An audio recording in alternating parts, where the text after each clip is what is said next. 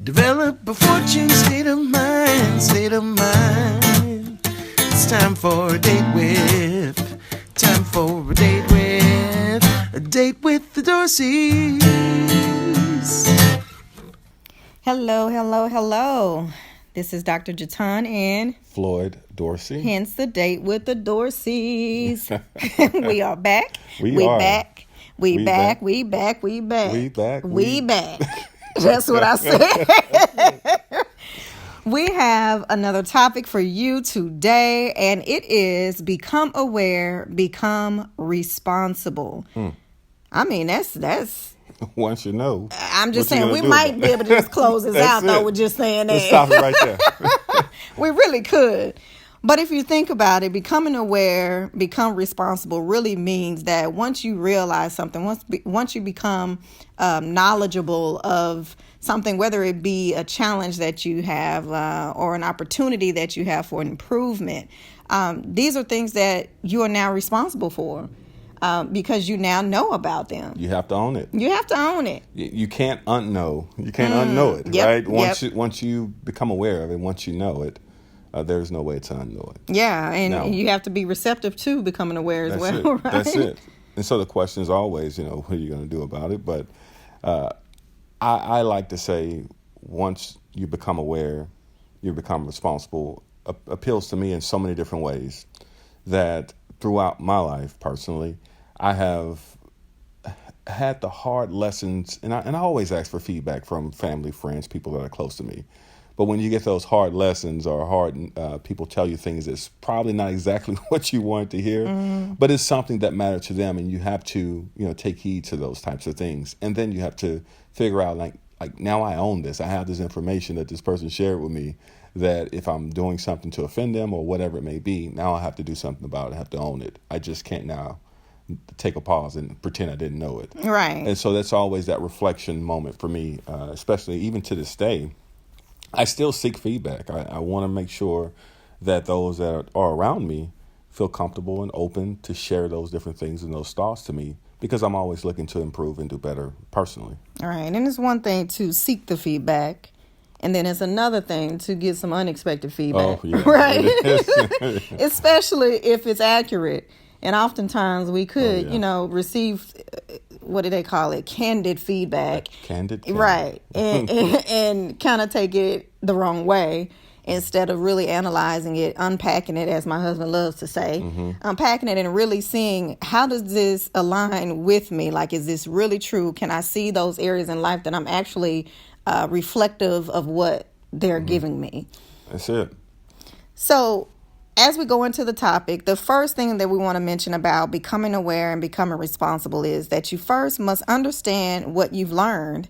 And then how does this thing that you learn carry over into other areas of your life, which goes into what I just said, right? That's it. Exactly. It's right in. It's right in. But that really is the point to reflect on, is I just learned this about this particular situation. But now that I've learned this new information, I have to really look around me and say, well, how does this carry over to other areas of my life? One thing that we tend to say within our household is the way you do one thing is the way you do everything. Like your habits, your way of being carries over into other areas of your life. Yeah. And so if you gain new information about one specific area, it's only fair, it's only right that you do yourself some justice to evaluate across the board. You have to look in other areas of your life as well to see if this is the same pattern that I'm demonstrating, or the same area of opportunity, or whatever it may be that I just learned. Does this carry over? Is it applicable? Yeah. And then one other point we wanted to make on this is see something, say something. Oh, yeah. And I think that comes into play when I would say that in this instance, we're talking about seeing something. In other words, when somebody or even you yourself realize that there's an opportunity for you to improve, that's you seeing something. That's it. Right. And now that you've seen it, you can't, as you said earlier, unsee it. You can't unsee it. So let's say that thing is there. Yes. See it, say it. Okay. And now that we say that it's there, now we're realizing, okay, this is reality. This is something that I have, this is a way that I've made someone feel, or this is the way that I came across to this person. This is the way that something I said was interpreted. And perhaps I need to take a step back. Take a step back. Right. I own that. Right. That's something that I did. And the only way that could be fixed is if I do something. Right. I really have to take that step back and take a look at it. And that requires you stepping outside of yourself. It's so hard to do. Yes. It's so hard to do. It is. So we can get so lost within ourselves, into our feelings and emotions and everything else. But I think it's important to take a step outside of yourself. And I'll give you a personal example. I had a friend, and some feedback was given. Of course, I solicited, but it was given that, hey, you should consider that. I know you have high expectations for yourself, but you should consider, taking a step back, or not pushing so hard on your friends or family or whomever, or others around you, because their expectations may not be the same. And that was a strong aha moment for me. I tell you, I really had to chew on that for a while, but I also had to own it. And that's really the main thing. Like, with that information, I just could not unhear that, because it was so important for me. I had to really, evaluate in other areas of my life or other people, and do an inventory. Is this characteristic, is it something that transcends, goes through all of my relationships? Yeah. And with that being said, it was actually true. I could see that the majority of my relationships, because I have so high expectations on myself, I try to see the best for myself and in other people. I see the other people as an extension of me. So especially those that are close. So it's only natural for me to lend that same expectation to them, which is really not fair. But at the same time, it also puts my emotions, my heart, my care, my resources to help them in any way possible. But again, that was feedback that I really had to look across other areas. Right. And talking about that feedback, not just that specifically, but because you use that example, the next step that we wanted to share was, then you need to decide how you're now going to approach things differently in your life, right? So in your story you just shared, you had a big revelation from something that someone else shared with you, and then you realized that it did impact other areas of your life. So now, what is it that I need to do to make that better? That's it. Right? That's it. So for me personally, in that story, after really looking across my life and looking across other areas, I had to really now start having conversations with people and to really understand where they are and where they want to be. What are their expectations? If I'm going to help you, I need to know what your expectations are. And not impart my expectations. And not impart mine onto you. Now, here's the two-sided part with that. Me putting my expectations on you, maybe my expectations were not even high enough. Right?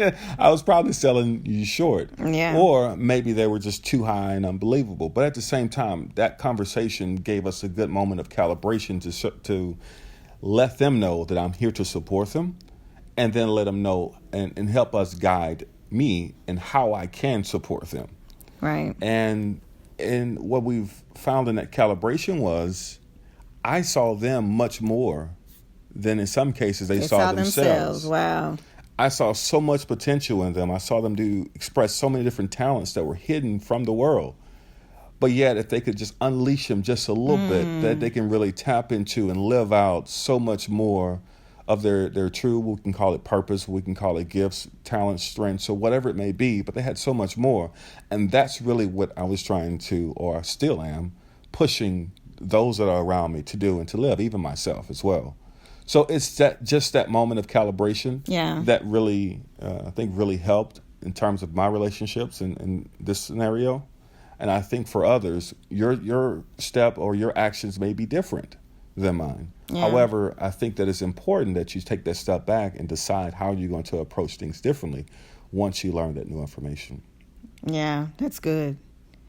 So now that you've identified or decided how this is impacting your life, and then now, what am I going to do differently in all aspects of my life to address this differently, or to resolve this issue or improve it? It may not just be an issue. It's just an opportunity. It's an opportunity. Opportunity, right? That's it. It's just an opportunity. So then from there, now that you know, Now that you've come up with your plan and you know exactly what it is that this is impacting and who you're impacting, you must then act accordingly. Act accordingly. Now it's time to do the doing. Mm-hmm. So what are you going to do differently, or what are you going to do more, or what are you going to do less? Whatever that is, now it's time to put it into actions. Yeah.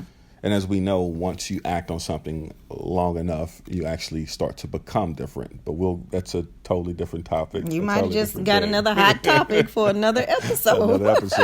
But it's very important that you now reframe and then start your actions differently or act accordingly.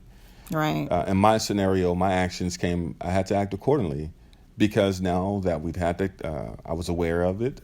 I had a chance to decide how I was going to approach things differently. It was now time to me to live that out and to show them.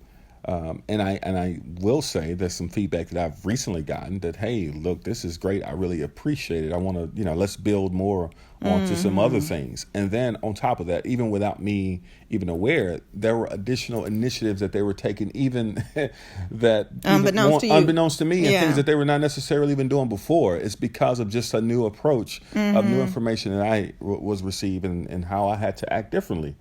And it really empowered them because they really didn't see themselves as high as I saw them. But once we were able to calibrate and I started to encourage them in the way that's necessary for them, things is really starting to take off for some of these people. And I think your story, something that I really want to highlight or kind of re-highlight, because I mentioned earlier unpacking, right? Unpacking that information or that feedback that you're getting.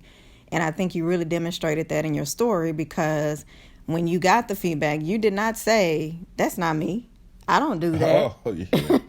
Who are you talking about? That's not me? Floyd. Not Floyd. Right. You did not say that, right? No. You took a step back and said, let me really assess this. Like, that's a real good point. Right. That's a good point, and that's a possibility. Let me do some more research on this. Let me reach out to some other people and see if this is a common thread an experience that others in various parts of my life have experienced from me as well. That's it. So confirming for yourself, confirming your awareness that is actually something that others are experiencing, because then that'll give you a level of priority or severity even of that thing that's been brought to your attention. That's right. And you'll know who you need to deal with it, whom you need to engage to deal with it. Yeah. So another way to look at it, some people makes me think of just other scenarios. People, let's say if someone told you had a bad attitude. Oh, your attitude just stinks, right? But you said, all right, well, let me go check and see what other people think I got a bad attitude. And you check with some people, other people. Some said you did. Some said, oh, no, you have the best attitude in the world. Well, then, all right, now then you have to take a step further and say, well, those who said I did not have a bad attitude, those were ones that did not live in my house. Mm-hmm. Or those are ones that I went out with on the weekends and social hours. So they said, hey, you have a great attitude. Yeah, good but point. But those that live with me and those that I work with said I had a bad attitude. Yes. So, maybe it's something with home and maybe it's something with work. Right. And you're able to pinpoint where is the situational thing. Yeah. And now you can go further within yourself and say, now, how do I adjust things at work? What's going on at work that's bringing out this side of me that is not showing up whenever I'm out of social hours? Yeah. Am I unhappy with my work environment? Am I unhappy with my home environment? That's, stirring things up to make things come out because it's not reflecting the best of me. Mm-hmm. So I wanted to really say that situation because it's different levels of approaches to diagnosing or figuring things out for each individual person, each scenario. But in either case, I think it's important to take that step back and to look deeper. Absolutely. So we are talking about becoming aware and becoming responsible.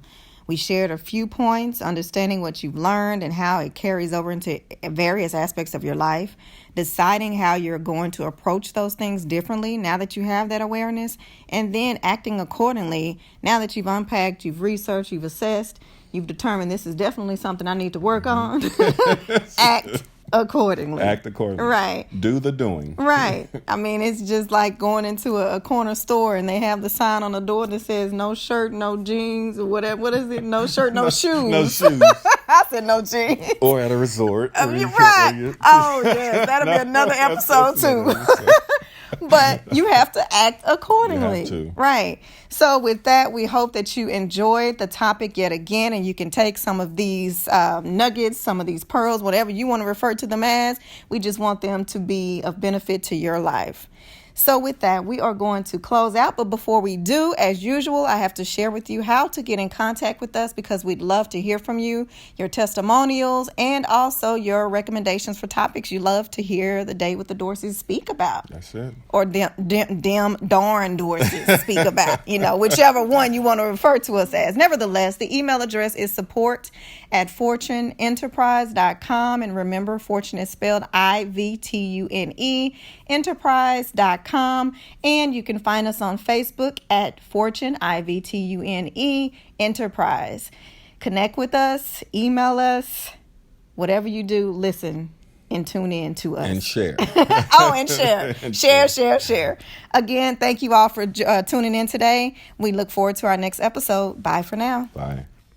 Develop a fortune state of mind, state of mind. It's time for a date with, time for a date with the Dorseys.